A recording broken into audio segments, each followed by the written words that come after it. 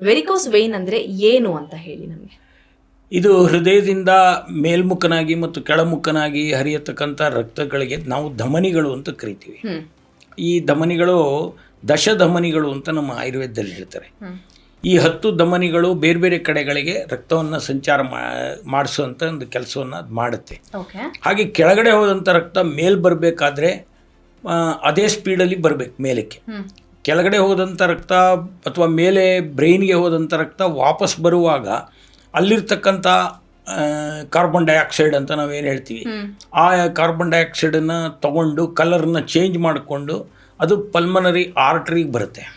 Pulmonary artery ಅಥವಾ ವೆಯ್ನಿಗೆ ಬಂದು ವೆಯ್ನಿಂದ ಮತ್ತೆ ಹೃದಯಕ್ಕೆ ವಾಪಸ್ ಬರುತ್ತೆ.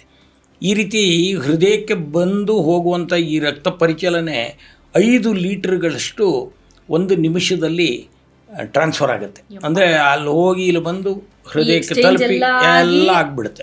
ಇಷ್ಟರೊಳಗೇನೆ ಆಗಿಬಿಡುತ್ತೆ. 1 ನಿಮಿಷಕ್ಕೆ 5 ಲೀಟ್ರಷ್ಟು 5 ಲೀಟ್ರಷ್ಟು ಬಂದ್ಬಿಡುತ್ತೆ. ಹೀಗೆ ಆಗುವಂಥ ಒಂದು ಕ್ರಿಯೆ ಯಾವಾಗಲೂ ನಿಲ್ಲಲ್ಲ. ಇದು ಅಕಸ್ಮಾತ್ ಸ್ಲೋ ಆಯಿತು ಅಂದರೆ ಇದಕ್ಕೆ ಕಾರಣಗಳು ಬೇಕಾದಷ್ಟಿದೆ.